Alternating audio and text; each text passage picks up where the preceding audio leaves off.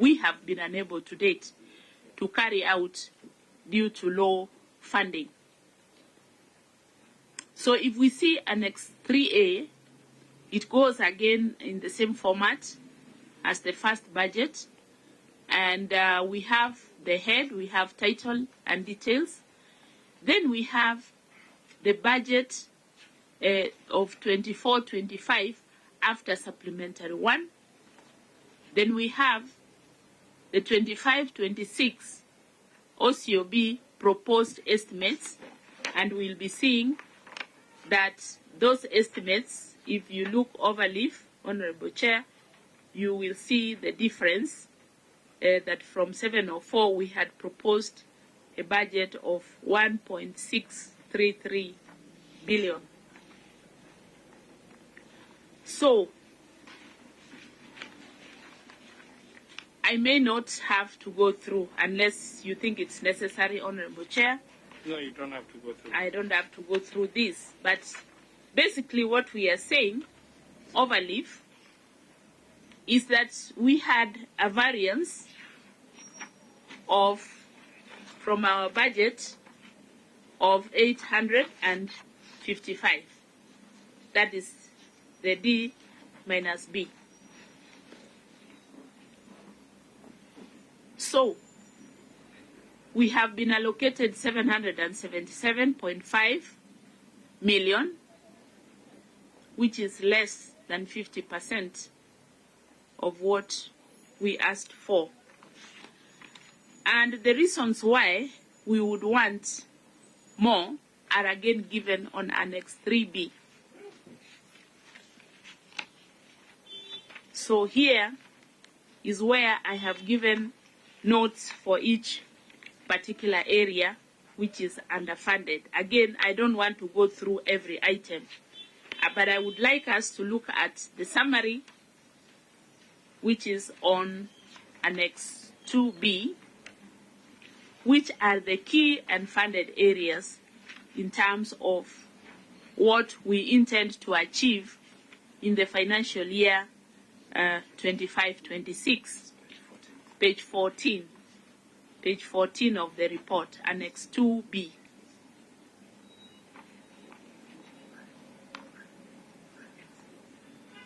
If we are there, then we can look at these key unfunded areas. Number 1, personnel emoluments. We sought 718.5 million, but we were allocated 529, giving a variance of 182.8. Now, this is where I had said I would explain. In the last 1.5 years, my office has been preparing a new career progression guideline. This is because, honorable members, ever since the Office of the Control of Budget was promulgated, there has been no career progression guidelines. So those people who are employed as far back as 2012, they are still in the same position. It is little wonder that they have been disappearing. So, with the help of Public Service Commission and SRC, we have put together human resource instruments in terms of the career progression guideline to show how the officers will be growing within their career and develop their talent. This comes with some long deserving growth in terms of promotions and also new positions for those areas that we have been unable to cover, which I have outlined in my report. That requires 182.8. This is a figure that has been advised by consultants from public service. And if we got this, we should be able to motivate the staff and probably have them on the straight and narrow. On publishing and printing services, we budgeted for 96. We have been allocated 43.1 with a shortfall of 52.9. Now, as I indicated, we have been planning to do a popular version of our report. This is because the feedback we get is that our reports are quite technical. And for people, the common person, the common citizen needs to understand what we are saying. And in the popular version, we intend to do a simplified version of the budget implementation review report. These funds, have not been given to us, and it is still not going to be possible to do this, although we are trying also to look for donors. Monitoring and evaluation. We targeted to do both counties and national government. That is why we allocated 100.8 million. We have been allocated 25. That is a quarter of the amount. This will not even cover all the counties. We'll be doing the counties piecemeal per financial year because 25 million is just not enough. And if indeed we do manage to get the extra staff as we have planned, then this staff may be idle because without funds for them to move, it's going to be very difficult again. So this one is not in line with the objectives that we want to achieve as a country, as I have outlined before. Then there's the public sensitization role. And we have all, we can all accept that a lot of the common person, the Wanjiku, the Atieno, they don't understand. And we must keep doing this sensitization, and it is in many forms.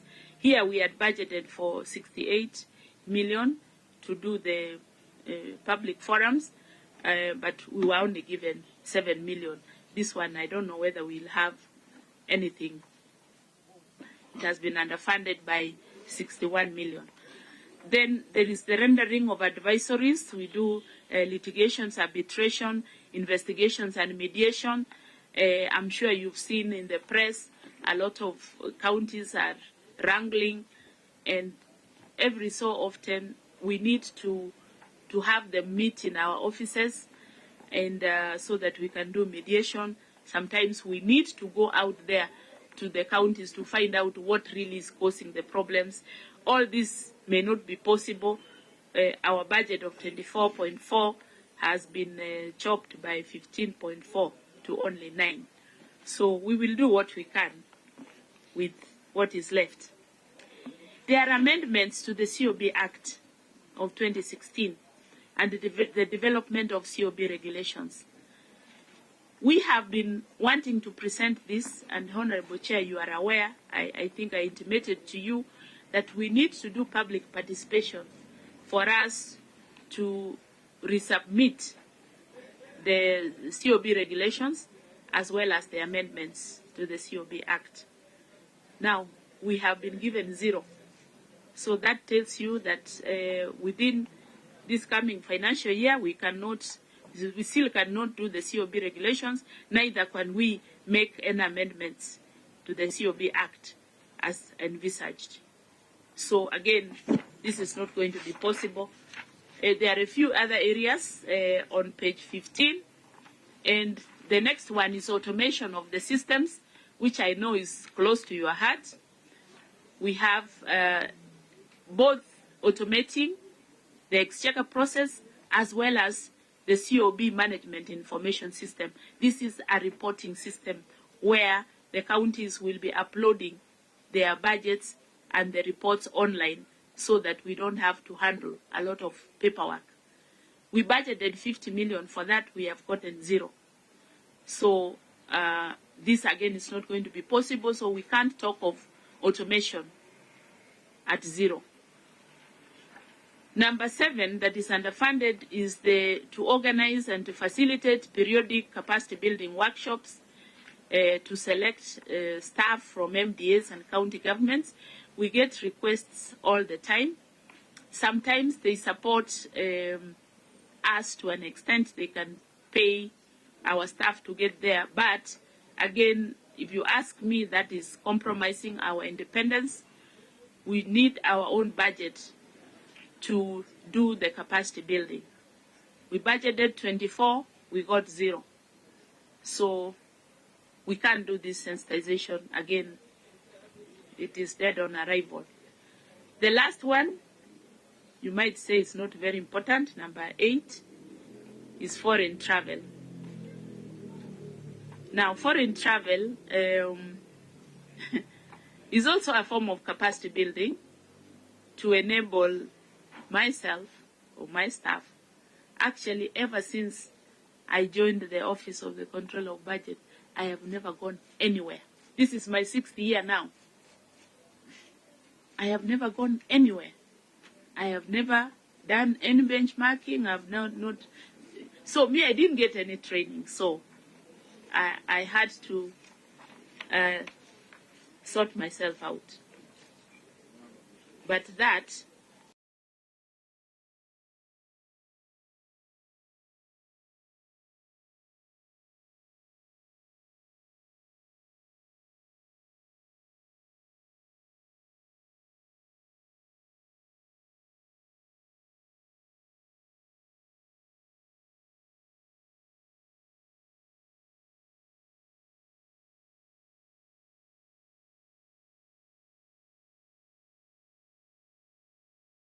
na sijasikia makofi yake. Na pia mheshimiwa wetu Oluoch, si amefanya kazi ya maana sana kwa kujenga dormitory. Your Excellency, on behalf of Nairobi, we want to thank you for supporting education in Nairobi. Your Excellency, you saw the need that we have, the challenges that we've been facing, na umetuongezea madarasa. Rais alitupatia 1 billion shillings as Nairobi County kuongeza madarasa, na next year najua atatuongezea another 1 billion and another 1 billion shillings. Tumpigieni makofi jameni. Kwa sababu viongozi ni wengi, sitasema mengi, lakini watoto wangu mnapatanga dishi kweli kila siku na ni tamu. Niongeze nini? Nyama, chapo, chapati. Hapo nataka chapo. Lakini mnajua hiyo chapati, mnajua watoto wangapi wanalishwa Nairobi? Wale nalisha ni wangapi? 300,000. Sasa ndapika chapati 1,000,000. Nitaomba rais anisaidie na machine ya kutengeneza chapo. Ndio hiyo. Mkienda nyumbani mtasalimiana. Mtasema nani amwasalimia? Na nani? Asanteni sana, tunawapenda. God bless you. Basi Governor ameniuliza ya kwamba ili tuongeze chapati kwa dishi ya Nairobi, ninunue machine ya kutengeneza chapo, na nimekubali nitamnunulia machine ya kutengeneza chapo. Sasa wewe Governor, tafuta mahali ya kununua machine ya kutengeneza chapo 1,000,000. Hapa niko na mama wetu wa county, Mama Esther Pasaris, wape makofi. Hapa niko na MCA wetu. Huyu MCA wetu, wape makofi ya MCA wetu. Aya, hawa nyinyi watoto simameni, simameni, kujeni. Let us remove these children. Yeah, waende hivi so that they are not so that they not stampede. Aya, kujeni. Wakuja hapa. Hapa niko na mheshimiwa Kajwang, mbunge wetu wa Ruaraka, mpigeni makofi. Niko na ndugu yangu Yusuf, mbunge wetu wa Kamkunji, mpigeni makofi. Niko na Jalango, mbunge wetu wa Lang'ata. Niko na Biti Selachi, mbunge wetu wa kutoka Dagoretti North. Niko na Deputy Governor wetu Bwana Mushiri. Niko na huyu ndugu yangu Mwenje, mbunge wetu wa Embakasi West. Niko na Karauri hapo, mbunge wetu wa Kasarani. Niko na KJ, mbunge wetu wa Dagoretti South. Niko na Orero, mbunge wetu wa Kibra. Niko na Wangoro hapa, jamaa ambaye anajulikana Nairobi.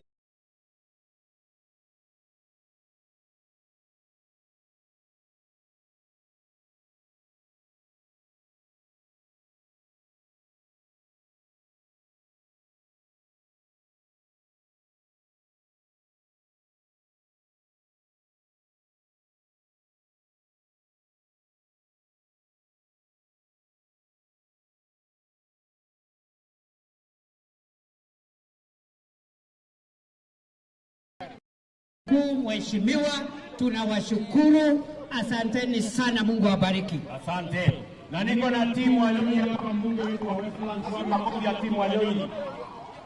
Basi sisi wote ni mmoja, tunashukuru sana, mmetukaribisha St. Teresa's. Tunawapenda sana. Thank you very much and God bless you.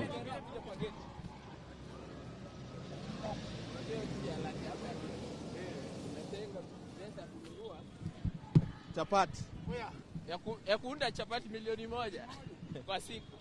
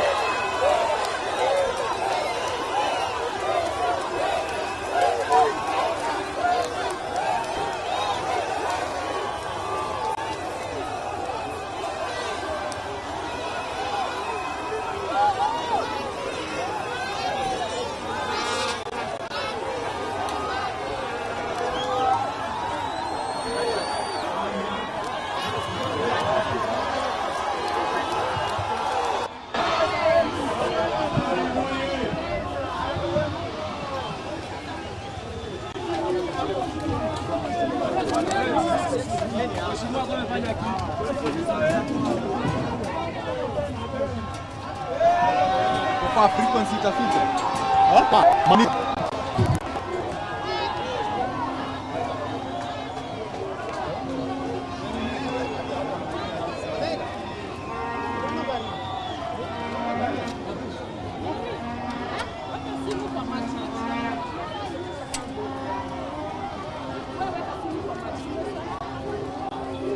Aya.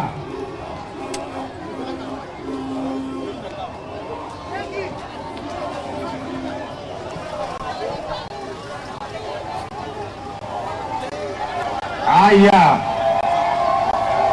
Mathare oye! Wale watu wamelete loudspeaker hapo na wewe.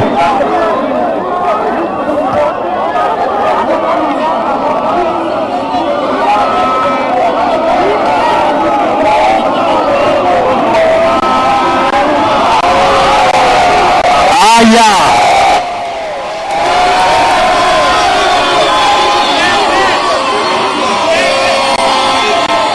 Mathare hoye!